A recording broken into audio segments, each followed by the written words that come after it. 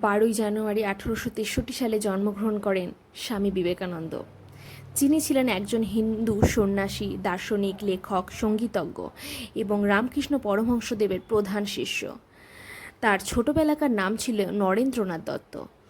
তাকে গোটা বিশ্ব স্বামীজি বা স্বামী বিবেকানন্দ নামেই চেনে। স্বামী বিবেকানন্দ ছিলেন একজন অসাধারণ প্রতিভার মানুষ। আমেরিকার শিকাগোতে দাঁড়িয়ে গোটা বিশ্বের সামনে তার বক্তৃতা আজও বিশ্বের মানুষের মনকে নাড়া দেয়। তিনি ব্রিটিশদের বিরুদ্ধে ভারতের স্বাধীনতা সংগ্রামে সক্রিয় অংশগ্রহণকারী ছিলেন। তার প্রতিভা যুবক জাতিকে জেগে উঠতে এবং দেশের প্রতি কর্তব্য পালনে উদ্বুদ্ধ করে। তিনি কলকাতার বিখ্যাত রামকৃষ্ণ মিশন এবং বেলুড় মঠ প্রতিষ্ঠা করেন, যেখানে এখনও নিষ্ঠার সহিত হিন্দু ধর্মকে জনপ্রিয় করার এবং অভাবীদের সাহায্য করা হয়।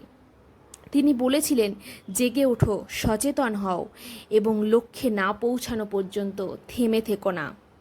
পৃথিবী হলো সব থেকে বড় ব্যায়ামাগার, যেখানে আমরা শক্ত সমর্থ হয়ে উঠি।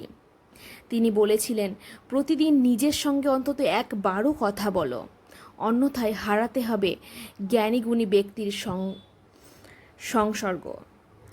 যারা তোমার সাহায্য করেছে তাদের কখনো ভুলে যেও না। যারা তোমাকে ভালোবাসে তাদের কখনো ঘৃণা করো না। আর যারা তোমাকে বিশ্বাস করে তাদের কখনো ঠকিও না। ভালো লাগলে চ্যানেলটিকে সাবস্ক্রাইব করো, কমেন্ট করে জানিও কেমন লেগেছে, আর লাইক শেয়ার করতে একদম ভুলো না কিন্তু। ভিডিওটা শেষ পর্যন্ত দেখার